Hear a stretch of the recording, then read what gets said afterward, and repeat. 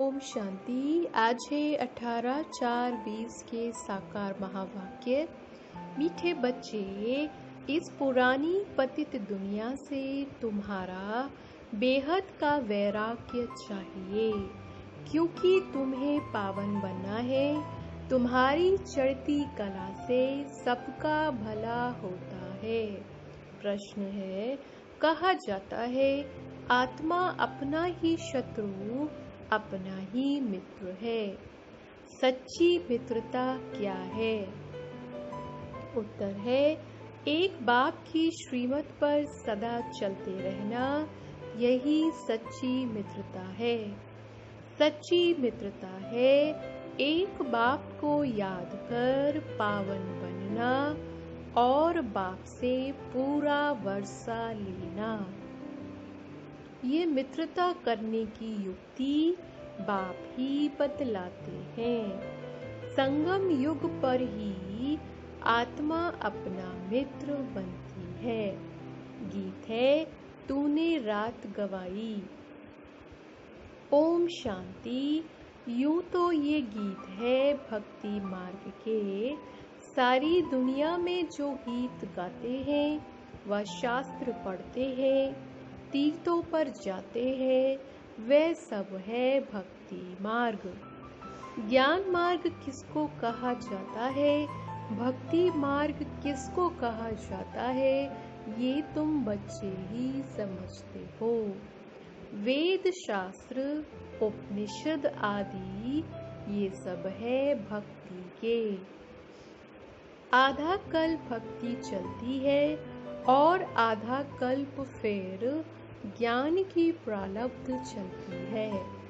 भक्ति करते करते उतरना ही है। 84 पुण्य जन्म लेते नीचे उतरते हैं। फिर एक जन्म में तुम्हारी चढ़ती कला होती है। इसको कहा जाता है ज्ञान मार्ग। ज्ञान के लिए गाया हुआ है 1 सेकंड में जीवन मुक्ति। रावण राज्य जो द्वापर से चला आता है वह खत्म हो, फिर राम राज्य स्थापन होता है। ड्रामा में जब तुम्हारे 84 जन्म पूरे होते हैं तब चढ़ती कला से सबका भला होता है। ये अक्षर कहाँ न कहाँ किसी शास्त्रों में है। चढ़ती कला सर्व का भला। सर्व की सद्गति करने वाला तो एक ही बाप है ना। सन्यासी उदासी तो अनेक प्रकार के हैं। बहुत मतांतर हैं। जैसे शास्त्रों में लिखा है कल्प की आयु लाखों वर्ष, अब शंकराचार्य की मत निकली 10,000 वर्ष। कितना फर्क हो जाता है। कोई फिर कहेगा इतने हजार। कलयुग में है अनेक मनुष्य, अनेक मतें, अनेक धर्म। सतयुग में होती ही है एक मत। ये बाप बैठ तुम बच्चों को सृष्टि के आदि मध्य अंत का नॉलेज सुनाते हैं। इस सुनाने में भी कितना समय लगता है, सुनाते ही रहते हैं। ऐसे नहीं कह सकते पहले क्यों नहीं ये सब सुनाया। स्कूल में पढ़ाई नंबर वार होती है। छोटे बच्चों को ऑर्गन्स छोटे होते हैं तो उनको थोड़ा सिखलाते हैं। फिर जैसे जैसे ऑर्गन्स बड़े होते जाएंगे बुद्धि का ताला खुलता जाएगा, पढ़ाई धारण करते जाएंगे। छोटे बच्चों की बुद्धि में कुछ धारणा हो न सके। बड़ा होता है तो फिर बैरिस्टर, जज आदि बनते हैं। इसमें भी ऐसे है। कोई की बुद्धि में धारणा अच्छी होती है। बाप कहते हैं मैं आया हूँ पतित से पावन बनाने। तो अब पतित दुनिया से वैराग्य होना चाहिए। आत्मा पावन बने तो फिर पतित दुनिया में रह न सके। पतित दुनिया में आत्मा भी पतित है, मनुष्य भी पतित है। पावन दुनिया में मनुष्य भी पावन, पतित दुनिया में मनुष्य भी पतित रहते हैं। ये है ही रावण राज्य। यथा राजा रानी तथा प्रजा, ये सारा ज्ञान है बुद्धि से समझने का। इस समय सभी की बाप से है विपरीत बुद्धि। तुम बच्चे तो बाप को याद करते हो, अंदर में बाप के लिए प्यार है, आत्मा में बाप के लिए प्यार है, रिगार्ड है, क्योंकि बाप को जानते हैं। यहाँ तुम सम्मुख हो, शिव बाबा से सुन रहे हो। वह मनुष्य सृष्टि का बीज रूप ज्ञान का सागर, प्रेम का सागर, आनंद का सागर है। गीता ज्ञान दाता परम पिता त्रिमूर्ति शिव परमात्मा वाच। त्रिमूर्ति अक्षर जरूर डालना है, क्योंकि त्रिमूर्ति का तो गायन है ना। ब्रह्मा द्वारा स्थापना, तो जरूर ब्रह्मा द्वारा ही ज्ञान सुनाएंगे। कृष्ण को तो ऐसे नहीं कहेंगे कि शिव भगवानुवाच। प्रेरणा से कुछ होता नहीं, ना उनमें शिव बाबा की प्रवेशता हो सकती है। शिव बाबा तो पराये देश में आते हैं। सतयुग तो कृष्ण का देश है ना, तो दोनों की महिमा अलग अलग है। मुख्य बात ही ये है। सतयुग में गीता तो कोई पढ़ते नहीं, भक्ति मार्ग में तो जन्मों जन्मांतर पढ़ते हैं। ज्ञान मार्ग में तो वह हो न सके। भक्ति मार्ग में ज्ञान की बातें होती नहीं। अभी रचता बाप ही रचना के आदि मध्य अंत का ज्ञान देते हैं। मनुष्य तो रचता हो न सके। मनुष्य कह न सके कि मैं रचता हूँ। बाप खुद कहते हैं मैं मनुष्य सृष्टि का बीज रूप हूँ।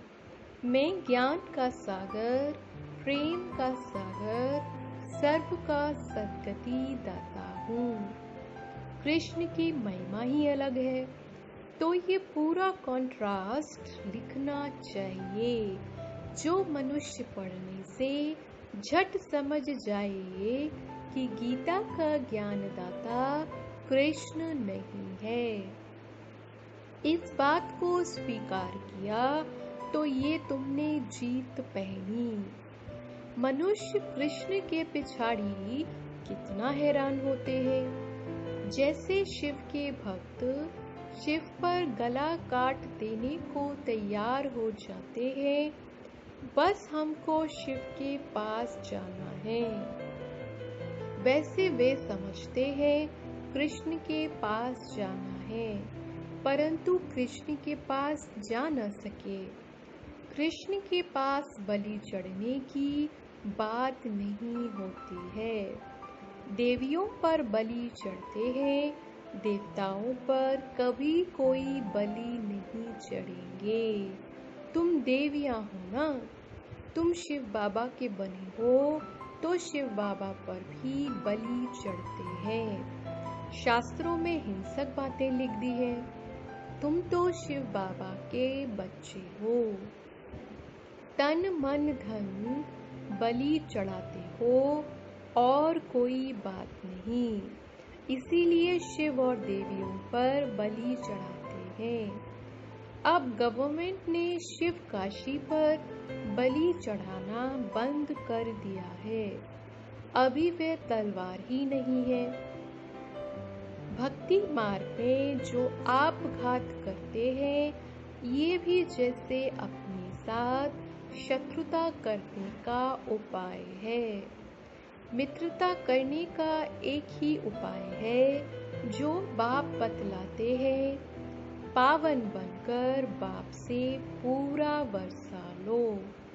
एक बाप की श्रीमत पर चलते रहो, यही मित्रता है। भक्ति मार्ग में जीवात्मा अपना ही शत्रु है। फिर बाप आकर ज्ञान देते हैं तो जीवात्मा अपना मित्र बनती है। आत्मा पवित्र बन बाप से वर्षा लेती है। संगम युग पर हर एक आत्मा को बाप आकर मित्र बनाते हैं। आत्मा अपना मित्र बनती है, श्रीमत मिलती है तो समझती है हम बाप की मत पर ही चलेंगे। अपनी मत पर आधा कल्प चले। अब श्रीमत पर सद्गति को पाना है, इसमें अपनी मत चल न सके। बाप तो सिर्फ मत देते हैं, तुम देवता बनने आए हो ना। यहाँ अच्छे कर्म करेंगे तो दूसरे जन्म में भी अच्छा फल मिलेगा अमर लोक में। ये तो है ही मृत्यु लोक। ये राज भी तुम बच्चे ही जानते हो, सो भी नंबरवार। कोई की बुद्धि में अच्छी रीति धारणा होती है, कोई धारणा नहीं कर सकते, तो इसमें टीचर क्या कर सकते हैं? टीचर से कृपा व आशीर्वाद मांगेंगे क्या? टीचर तो पढ़ाकर अपने घर चले जाते हैं। स्कूल में पहले पहले खुदा की बंदगी आकर करते हैं, हे खुदा हमको पास कराना तो फिर हम भोग लगाएंगे।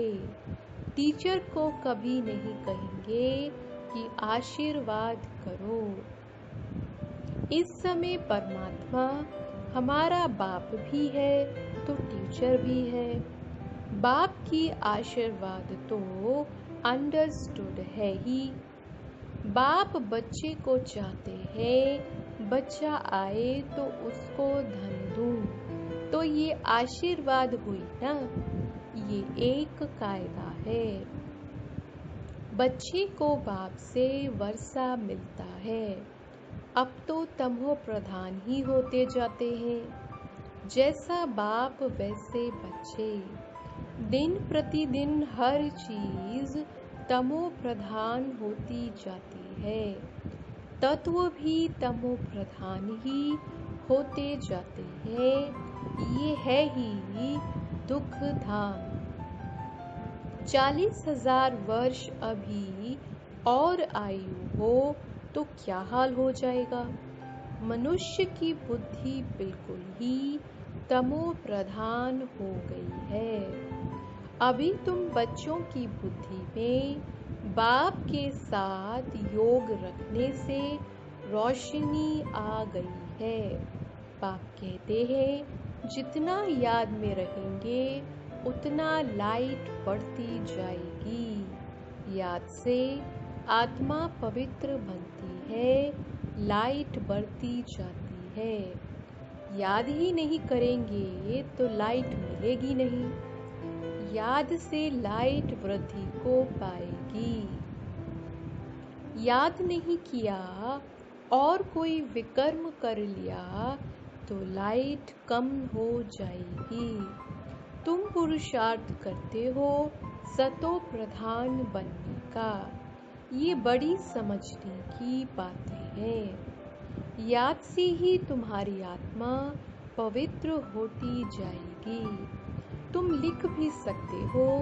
ये रचयिता और रचना का ज्ञान श्री कृष्ण दे नहीं सकते, वह तो है प्रारब्ध। ये भी लिख देना चाहिए कि 84 अंतिम जन्म में कृष्ण की आत्मा फिर से ज्ञान ले रही है। फिर फर्स्ट नंबर में जाते हैं। बाप ने ये भी समझाया है, सतयुग में 9 लाख ही होंगे, फिर उनसे वृद्धि भी होगी ना। दास दासियां भी बहुत ही होंगे ना, जो पूरे 84 जन्म लेते हैं। 84 जन्म ही गिने जाते हैं। जो अच्छी रीति इम्तिहान पास करेंगे वह पहले पहले आएंगे। जितना देरी से जाएंगे तो मकान पुराना तो कहेंगे ना। नया मकान बनता है, फिर दिन प्रतिदिन आयु कम होती जाएगी। वहाँ तो सोने के महल बनते हैं, वह तो पुराने हो न सके। सोना तो सदैव चमकता ही होगा, फिर भी साफ जरूर करना पड़े। जेवर भी भल पक्के सोने के बनाओ तो भी आखिरी चमक तो कम होती है, फिर उनको पॉलिश चाहिए।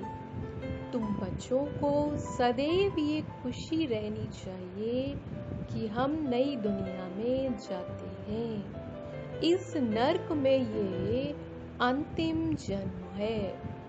इन आँखों से जो देखते हैं जानते हैं ये पुरानी दुनिया पुराना शरीर है।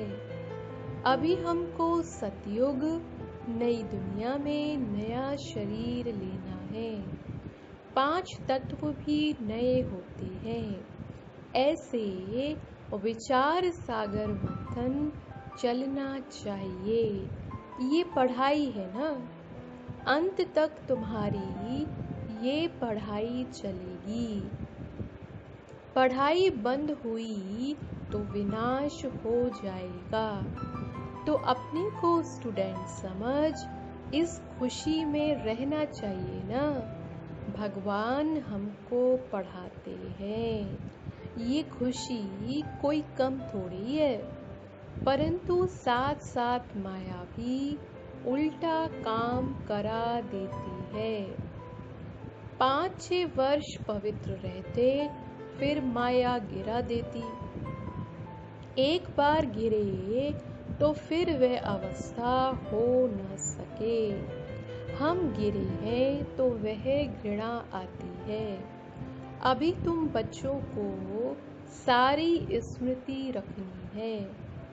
इस जन्म में जो पाप किए हैं, हर एक आत्मा को अपने जीवन का तो पता है ना।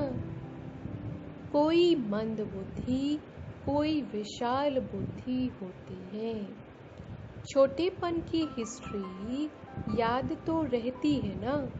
ये बाबा भी छोटेपन की हिस्ट्री सुनाते हैं ना। बाबा को वह मकान आदि भी याद है, परंतु अभी तो वहाँ भी सब नए मकान बन गए होंगे। 6 वर्ष से लेकर अपनी जीवन कहानी याद रहती है। अगर भूल गया तो डल बुद्धि कहेंगे। पाप कहते हैं अपनी जीवन कहानी लिखो। लाइफ की बात है ना। मालूम पड़ता है लाइफ में कितने चमत्कार थे। गांधी नेहरू आदि के कितने बड़े बड़े वॉल्यूम बनते हैं। लाइफ तो वास्तव में तुम्हारी बहुत वैल्यूबल है। वंडरफुल लाइफ ये है मोस्ट वैल्यूबल, अमूल्य जीवन। इनका मूल्य कथन नहीं किया जा सकता। इस समय तुम ही सर्विस करते हो। ये लक्ष्मी नारायण कुछ भी सर्विस नहीं करते। तुम्हारी लाइफ बहुत वैल्यूबल है, जबकि औरों का भी ऐसा जीवन बनाने की सर्विस करते हो। जो अच्छी सर्विस करते हैं वह गायन लायक होते हैं। वैष्णव देवी का भी मंदिर है ना। अभी तुम सच्चे सच्चे वैष्णव बनते हो। वैष्णव माना जो पवित्र है। अभी तुम्हारा खान पान भी वैष्णव है। पहले नंबर के विकार में तो तुम वैष्णव हो ही। जगदम्बा के ये सब बच्चे ब्रह्मा कुमार कुमारियां हैं ना, ब्रह्मा और सरस्वती। बाकी बच्चे हैं उनकी संतान। नंबरवार देवियां भी हैं जिनकी पूजा होती है। बाकी इतनी पूजाएं आदि दी है वे सब है फालतू। तुम बहुतों को आप समान बनाते हो तो भुजाएं दे दी है। ब्रह्मा को भी 100 भुजा वाला 1000 भुजा वाला दिखाते हैं। ये सब भक्ति मार्ग की बातें हैं। तुमको फिर बाप कहते हैं देवी गुण भी धारण करनी है। किसको भी दुख ना दो, किसको उल्टा सुल्टा रास्ता बताए सत्यानाश ना करो। एक ही मुख्य बात समझानी चाहिए कि बाप और वर्षे को याद करो। अच्छा, मीठे मीठे सिखिलदे बच्चों प्रति माता पिता बाप दादा का याद प्यार और गुड मॉर्निंग। रूहानी बाप की रूहानी बच्चों को नमस्ते। धारणा के लिए मुख्य सार है, गायन व पूजन योग्य बनने के लिए पक्का वैष्णव बनना है। खान पान की शुद्धि के साथ साथ पवित्र रहना है। इस वैल्यूबल जीवन में सर्विस कर बहुतों का जीवन श्रेष्ठ बनाना है। दूसरी पॉइंट है, बाप के साथ ऐसा योग रखना है जो आत्मा की लाइट बढ़ती जाए। कोई भी विकर्म कर लाइट कम नहीं करना है। अपने साथ मित्रता करनी है। आज का वरदान है, देह अभिमान के रॉयल रूप को भी समाप्त करने वाले साक्षी और दृष्टा भव। दूसरों की बातों को रिगार्ड न देना, कट कर देना, ये भी देह अभिमान का रॉयल रूप है जो अपना व दूसरों का अपमान कराता है। क्योंकि जो कट करता है उसे अभिमान आता है और जो जिसकी बात को कट करता उसे अपमान लगता है। इसीलिए साक्षी दृष्टा के वरदान को स्मृति में रख ड्रामा की ढाल व ड्रामा के पट्टे पर हर कर्म और संकल्प करते हुए मैंपन के इस रॉयल रूप को भी समाप्त कर हर एक की बात को सम्मान दो, स्नेह दो, तो वे सदा के लिए सहयोगी हो जाएगा। आज का स्लोगन है, परमात्मा श्रीमत रूपी जल के आधार से कर्म रूपी बीज को शक्तिशाली बनाओ। ओम शांति।